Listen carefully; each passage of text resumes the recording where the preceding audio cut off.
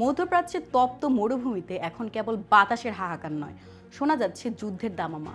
Iran ও ওয়াশিংটনের মধ্যকার দীর্ঘদিনের স্নায়ুযুদ্ধ এখন আর কেবল কূটনীতির টেবিলে সীমাবদ্ধ নেই, তার রূপ নিয়েছে এক অগ্নিগর্ভ সংঘাতের মহাকাব্যে। ইরানের সর্বোচ্চ জাতীয় নিরাপত্তা কাউন্সিলের প্রধান আলী লারিজানি যেন এই মহাকাব্যের এক অকুতোভয় ঘোষক, যার কণ্ঠে এখন আর আলোচনার বিনীত সুর নেই, বরং প্রতিধ্বনির হচ্ছে প্রলয়ঙ্কারী প্রতিশোধের গর্জন।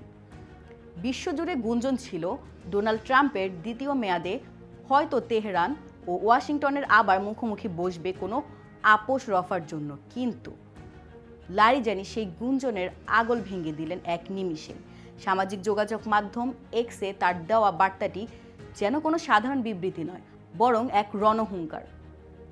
তিনি সাফ জানিয়ে দিলেন, যুক্তরাষ্ট্রের সাথে কোনো আলোচনা নয়, তারা আমাদের পবিত্র ভূমি ও সার্বভৌমত্বে আঘাত এনেছে, তাদের সাথে সংগ্রামের পথ অনেক আগেই রুদ্ধ হয়ে গেছে।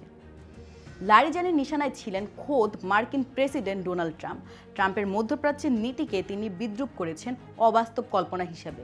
লারিজানির মতে, ট্রাম্পের অপরিমাণদর্শী সিদ্ধান্তই আজ মধ্যপ্রাচ্যকে এক বিশৃঙ্খল গোলকধারায় ফেলে দিয়েছে। লারিজানি তীক্ষ্ণ ভাষায় বিঁধলেন এই বলে যে মার্কিন প্রশাসন এখন তাদের সেনাদের রক্তক্ষরণের ভয়ে কম্পমান। ইরানের সর্বোচ্চ নেতা আয়াতুল্লাহ আলী খামেনির প্রয়াণ এই আগুনের শিখায় ঘি ঢেলেছে।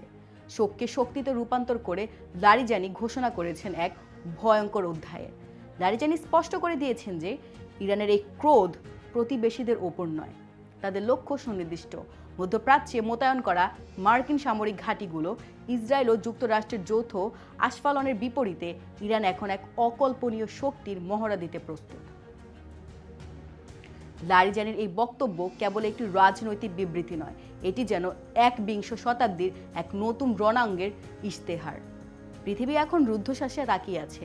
আলোচনা যখন স্তব্ধ হয়ে যায়, তখন কি কেবল অকল্পনীয় শক্তি শেষ কথা? দর্শক, আপনার কি মনে হয় লারিজানির এই বক্তব্যটি কি সঠিক?